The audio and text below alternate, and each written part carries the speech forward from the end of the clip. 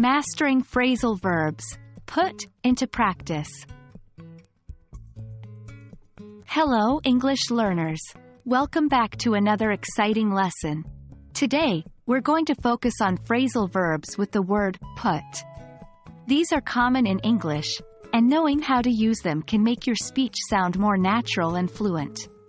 We will go through a series of fill-in-the-blank exercises to help you understand how to use them in real-life situations. So, let's get started. Before we dive into the exercises, let's quickly go through some of the common phrasal verbs with put and their meanings. Put off, to delay doing something. Put on, to dress oneself with something. Put up with, to tolerate. Put down, to insult or to write something down. Put through, to make someone experience something difficult.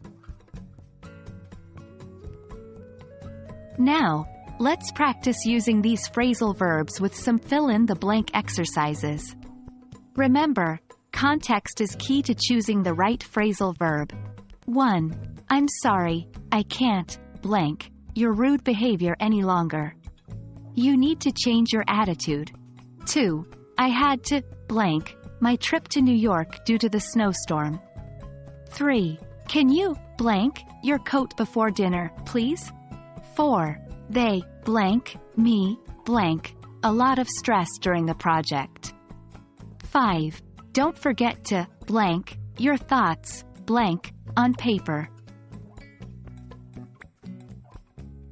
Here are the answers. Did you manage to fill in the blanks correctly? 1. I'm sorry, I can't put up with your rude behavior any longer. You need to change your attitude. 2. I had to put off my trip to New York due to the snowstorm. 3. Can you put on your coat before dinner, please? 4. They put me through a lot of stress during the project. 5. Don't forget to put your thoughts down on paper. Well done for making it through these exercises.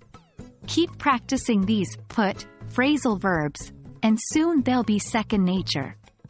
Remember, the key to mastering English is practice, practice, and more practice. I hope you found this video helpful. As always, feel free to replay this video or pause as needed. Until our next lesson, keep learning and improving.